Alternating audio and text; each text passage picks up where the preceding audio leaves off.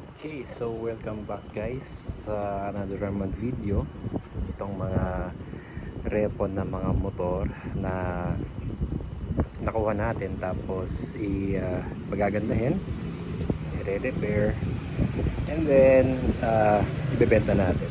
Okay, so today ang nakuha nating unit ay isang Euro Motor Daan Hari 150. So merong apat na variants ang Daan Hari. As far as I know, merong 125, 150, like itong model nito, may 175 at saka 186. Yung 175, di ko alam kung meron pang mga ganon, pero mostly kasi nakikita ko is saka sa yung mga brand new nila doon ay 125, 150, tsaka 186. 175 halos parang wala na ako napapansin. So di ko alam kung diniscontinue na nila at pinalitan na nung 186. So anyway, so ito ngayon nakuha natin today, and medyo marami-rami itong gagawin. So ito, sa harap muna tayo mag-start. So kailangan natin pinturahan itong front mudguard niya kasi medyo may mga kalakalaw. Natanggal na yung pintura dito, so kailangan napinturahan ulit para matanggal yung kalawang. Then wala na siya speedometer. As far as I know, hindi na to original tong hub niya sa harap. And then ayan, nakikita nyo may crack na may sira na dito. So papalitan na rin itong rim niya sa harap. Then ayusin itong mga yung yung mga brake assembly niya. And itong gulong sa harap, pwede pa to, medyo makapal pa ng konti. Buti na lang kamo itong cover niya sa shock ng boot, buo pa siya, wala siyang punit.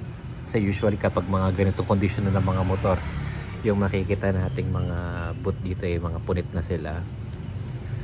So itong headlight niya okay naman. So ito lilinisin at medyo sira na rin kasi, so kailangan itong malinis set.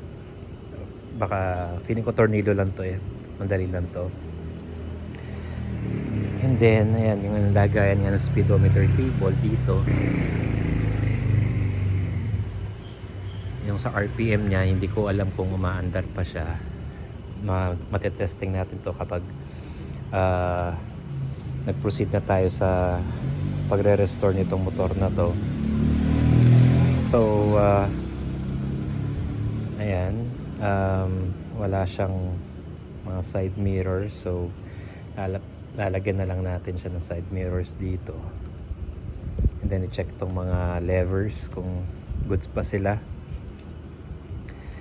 Ano pa ba? Ayan, sa makina, ang kwento sa akin is maandar naman to, goods naman yung andar ng motor. Ang problema lang is sliding clutch, so most likely papalitan lang to ng clutch lining dito sa side na to. So since mabubuksan siya sa side na to, kailangan na rin natin palitan ng langis para at least sigurado na lang. I-change oil na rin natin siya. And then ito nga lilinisin itong carb niya para hindi siya baka pumugak-pugak to, so mas maganda malinis na rin itong carburetor niya. So ayun, as you can see, yung condition nitong motor na to parang napabayaan din. So ayusin natin siya. Ito step nut sa likod, hindi ko alam kung i-repair na lang, pero most likely repair na lang to instead na i-replace. Sayang naman, pwede pa naman to. At yung tambucho niya, all good stock pa naman siya, so no need na palitan. So most likely ito pipinturahan lang. para maging black talaga siya at gumanda. And so ito rin itong gulong niya sa likod, i-check yung buong assembly nitong preno sa likod. Siyempre iba pa rin yung safety through yung front and back brakes nila. Very important din yung mga preno, hindi yan pwedeng baliwalain. So i-check din natin sila. Ano pa ba? So far naman at least kompleto naman yung motor na to. Yung cover niya walang basag. Sa part na to tsaka doon sa kabila nandyan naman yung mga cover niya. And good thing nandito pa tong carrier, kasi madalas wala na yung mga carrier ng mga pag ganito na yung condition ng motor eh. So ayan, itong kadena okay pa naman to.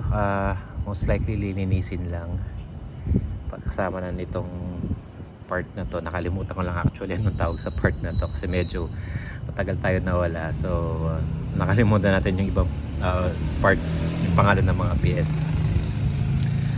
So ayun, so far ito lang naman yung sa ngayon na nakikita kong kailangan gawin dito. So pag naumpisa na natin to, kasi pinakaunang gagawin dito is siyempre car wash muna natin. Dito tayo lang yung nag-uumpisa. Then after car wash, doon na natin umpisahan tingnan yung each part kung ano yung mga kailangan i-repair, ilan kailangan i-retouch, like pinturahan, linisin, or kahit kailangan ng palitan yung particular pyesa na yun. So for now, yan lang muna ang sa video natin na to. And pag meron tayong umpisa na natin, so along the way i-update ko kayo mga boss. So maraming salamat sa panonood. And again, sana mag-follow kayo sa TikTok at pakishare na rin sa YouTube, pa-like, share, tsaka subscribe na rin po. Maraming salamat mga boss, and kita-kits sa susunod na update. Bye bye.